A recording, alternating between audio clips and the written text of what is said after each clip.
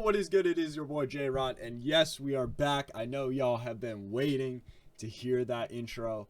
It's been, I think, 9 days now since I've had a video. Your boy went on a little trip to Rhode Island with some of the other bros. I wasn't really able to get to any content there, really. You know what I'm saying? I was just busy enjoying the time being there. But now I'm back and ready to work. I still got some other plans going on. Y'all might see some Staten Island videos. We'll see. Your boy got a little bit of a tan going on. You can't really tell on this lighting. But yeah, I mean, came back home, watched Game 5 of the NBA Finals, and was very disappointed.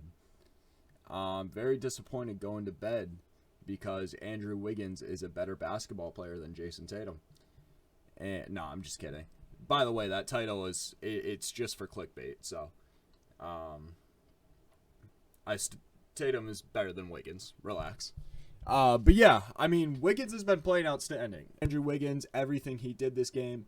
Steph Curry was struggling. He went 0 for 9 from 3. I think it was his first game, or it was like his first game out of like 300 something days or 300 something games. I don't know, some weird thing, ESPN stat that popped up. Since Steph Curry went a game without making a three-pointer. And that's a game you got to win if you're the Boston Celtics. You can't afford to lose not only a Game 5, but a Game 5 in which Steph Curry goes 7 for 22 and doesn't make a single three-pointer. But Andrew Wiggins, you know, he said, this is my time. I'm going to step up and be that number one option, and he did that exactly. He shot 12 for 23. Honestly, felt like he probably could have taken some more shots.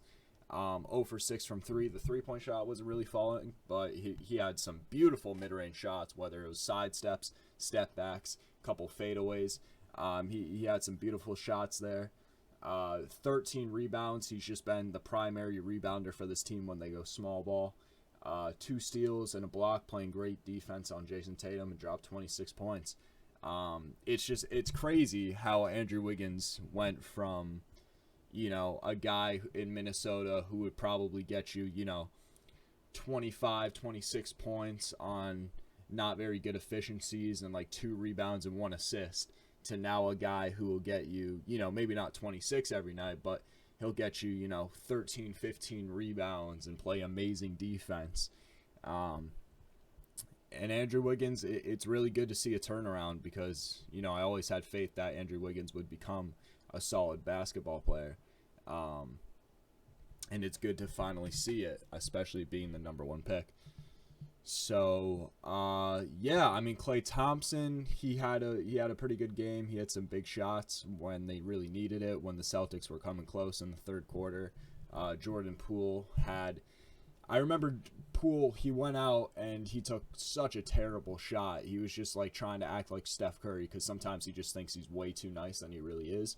And he tried to do this like step back, and it was an air ball, and then the camera pans to Steve Kerr, who's just like shaking his head. And then a couple plays later, he goes out and he hits another 3 or 2, and then, or not another, he hits his first 3 and another one, and then he hits a buzzer beater shot at the end of the third quarter, chucks it up, goes in, releases at .1.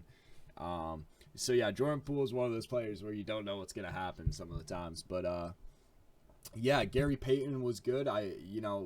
Being a Celtics fan, it was always good to see how Gary Payton was getting limited minutes, because every time Gary Payton was out there, he was looking really good, and they weren't playing him that much. And Steve Kerr finally decided, all right, we're going to give him more minutes because he's playing great defense. And not only did he play great defense, but he dropped 15 points. I mean, 15 points for Gary Payton feels like 30 for Steph. You know what I'm saying? So that's big stuff there from GP2. And then when it comes to the Celtics, I mean, we just couldn't hit shots. It was terrible. Really, the 2 biggest things are turnovers and also going back to the Warriors, Draymond Green played good. He finally had a good bounce back game. He started hot in the first quarter, came out with a quick 6 points, and, you know, did his other things throughout the game, like the rebounds, assists, defense, all that stuff. He did get fouled out, but at that point there was only 3 minutes left of the game, and they were already up by 10, so it wasn't really too big of a deal. I think it was some ESPN stats, like first player to foul out like in the 5 games of the NBA Finals or something like that. I always fuck up these ESPN stats that come up. But yeah, Jason Tatum was horrific. It's kind of crazy because the box score actually looks so much better than what you saw from Jason Tatum. Like, from watching the game, it did not feel like he shot 50% from the field, 55 from 3, and had 27 points. He had a little stunt in the beginning of the third quarter where he was doing really good, the whole Celtics team in general. We come back from being down 10 or something at halftime, and we start lighting it up in the third quarter after hitting none in the first half. I think we had a total of it's maybe 3 threes in the whole entirety of the first half, and then we come out and we hit 6 to 8 consecutive threes to begin the third quarter. Jason Tatum had a couple. Al Horford had one. Marcus Smart had 1 or 2 fall. And it looked like we had a lot of promise in the third quarter, and then once we went to the end of the third heading into the fourth, it went back to the first half in which we were once again turning the ball over and shots weren't falling. Jaylen Brown was really bad. He had a tough mid-range shot in the beginning of the first quarter, and then Jason Tatum went out, and then he felt like he had to play hero ball, and there were so many times where Jaylen Brown was taking shots in which he didn't really need to take. And then as the game went on, it just got worse and worse for him. Wasn't really able to get the shots falling.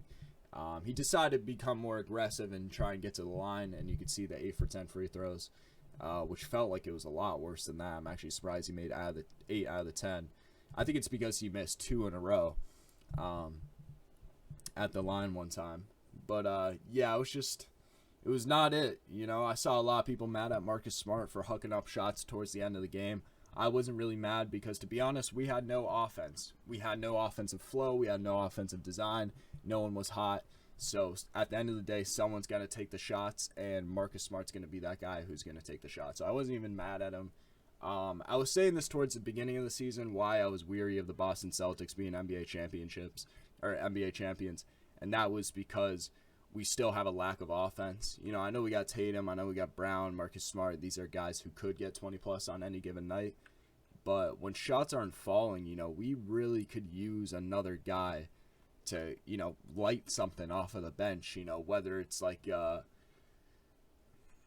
don't know. I'm not trying to say a crazy name like Bradley Beal or some bullshit, but, even a guy like a Malik Beasley or like a Jordan Clarkson or just like a primary scoring guy. All he does is come in to score, and he comes off the bench. That's exactly what we could have used, because we had so many slumps throughout this game where it was just turnovers and missed shots. I mean, you look at here, 21 for 31 from the line is unacceptable. It's unacceptable. And how many turnovers? 18 turnovers, also unacceptable. It was just terrible. 41 from the field, 34 from 3. Which was actually better than the Warriors, which is crazy. And it's also crazy to see that we lost this game only by 10. Because it really could have been bad if Curry was hot. If Curry was making his shots, this is a game we could have lost by 20 or 30. So the fact that we were even close for a lot of the game was kind of surprising. But yeah, it puts us in a tough situation. Now we have to win 2 games in a row. We are coming back home, which does help out a little bit. Maybe a lot of bit. I don't know. We'll see.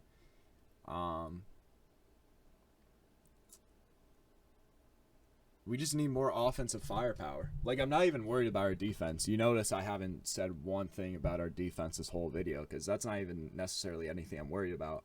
Although Steph, if you look at this, you would have thought, oh, we probably played really good defense on Steph. Steph was just missing open shots. That honestly didn't even have to do with our defense. He just wasn't making the shots. But yeah, we just need more offensive firepower. We need a 40-point game from Jason Tatum.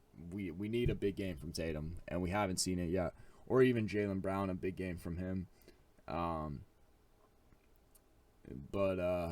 Yeah, that's really all I got to say. That was Game 5 of the NBA Finals recap, and I will hopefully get back to you guys for Game 6. Game 6 will be played on Thursday, so you might see the video come out anytime on Friday or Saturday. don't really have any other news or information to give, man, but I do have this to say. Leave a like on the ruining my outro, man. Leave a like on this video if y'all enjoyed. Subscribe to the channel if you are not subscribed, and turn on those post notifications so you do not miss any future videos. I love y'all, man. Have a great week. Stay happy. Stay healthy. Gang!